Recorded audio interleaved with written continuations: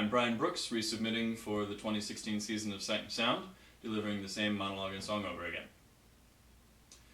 So last night, right from the start, I knew I was bombing. I sounded real big and phony, real thee and thou, and I just couldn't connect. So as I'm babbling on, I look out in the audience, and there's this kid on the second row, about 16, obviously dragged there. And he's yawning, and he's reading his program, and he's jiggling his leg, and I just wanted to say, "Hey kid, I'm with you. I can't stand this either." But I couldn't do that, so I just kept going and feeling worse and worse. And then I get to the soliloquy, you know, the big job. And I decided, forget it, just do it. To be or not to be, that is the question. Whether 'tis nobler in the mind to suffer the slings and arrows of outrageous fortune, or to take up arms against a sea of opposition and by opposing end them. And I kept going. I finished the speech, and I look out, and there's the kid. And he's listening. The whole audience, complete silence, total focus. And I was Hamlet.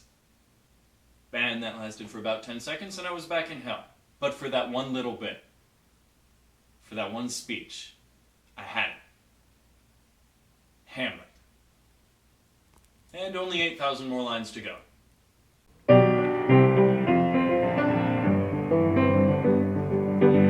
I never made this world, I didn't even lose it, and I know no one said it was fair.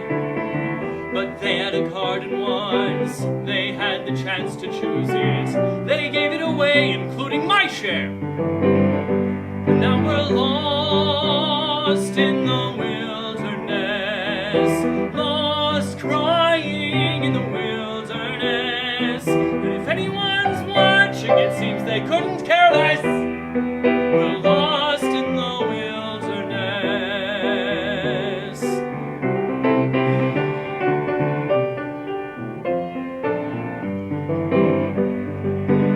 You follow all the rules, you swallow all the stories, and every night you wish on a star.